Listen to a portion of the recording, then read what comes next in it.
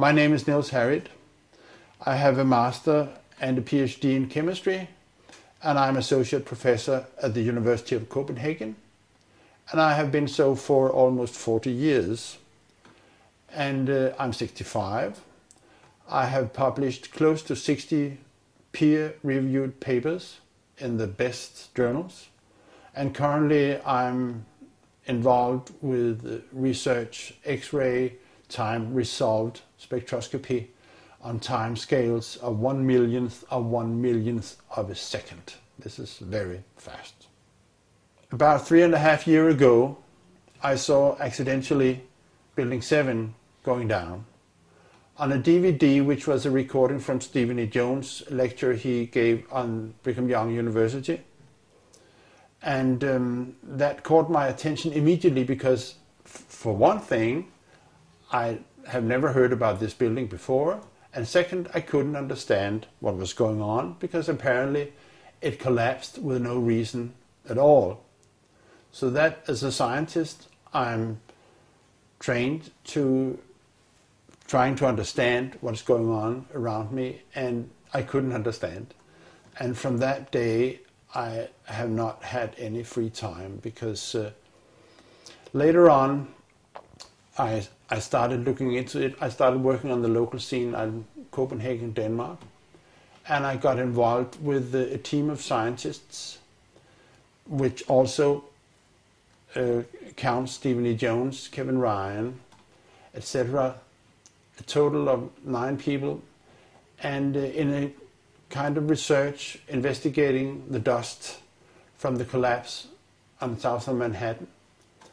And in the dust we found what we characterize as unreacted thermitic material in the shape of some very tiny red-gray chips, which have different properties. Most importantly is they're still reacting, some of them, and in the reaction they produce molten iron, which is the prime indication of a thermitic reaction, and such a reaction can be used to destroy steel structures.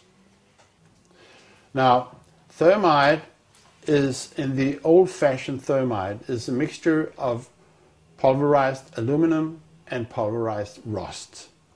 And if you can get this mixture to react, which is not so easy, it produces tremendous heat, and this is what you call an incendiary. An incendiary is something which can be used to destroy something by the means of heat, while an explosive is something which acts with pressure. It knocks things apart.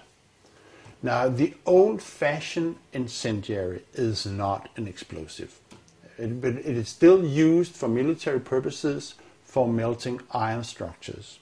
What we have found is a modern version of thermite, which we call nanothermite, which is produced in a different way. It is not just 2 powders being mixed. The material is actually built from the atom scale up. We call it the bottom-up procedure, which is what you do in nanotechnology.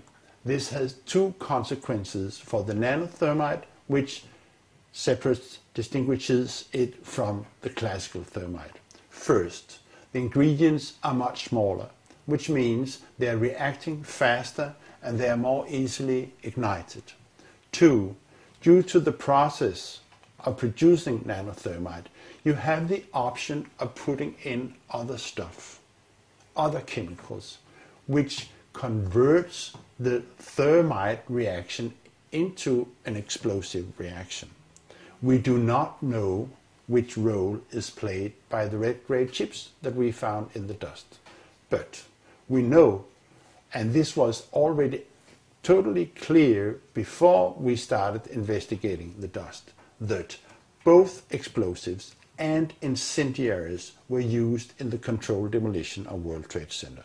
This is quite obvious because of other observations. the molten iron and other findings in the dust, that both explosives and incendiaries were used. Now, where the red grade chips fit into this picture, we do not know. There's been much speculation about this, in particular because the nanothermite is a very versatile material which can be used in different configurations, and people have even speculated maybe it was sprayed on the structure and stuff like that. This is what I call hypothetical blast scenarios, which we should not maybe go into here. One point I wish to make, though, is the recent work by David Chandler, where he is looking very closely at the collapse of the South Tower, World Trade Center, reveals that the fragments which are being, which is coming out of the tower, obviously being kicked out by an explosive action, are rocket fragments. For once, they have a trail of a white trail after them, which could be aluminum oxide, which is a product of the thermite reaction. Second, they quite obviously have rocket properties, which, in my opinion, means that when we are that the discussion between incendiaries and explosives is obsolete in this situation. What we are dealing with, I think, in World Trade Center is modern military material which is unknown to the general public. And the red grade chips, the unreacted nanothermite that we have found in the dust, is just an indication that there is something wrong. It shouldn't be there. But my feeling presently, we are recording this in 2010, is that we haven't heard the whole story yet. The findings of the nanothermite in the dust is an unambitious proof that something was going on September 11th, which was unusual. And it is a finding which cannot be accounted for by any other explanation, any other process going on than this was deliberately put in the towers for the purpose of bringing them down.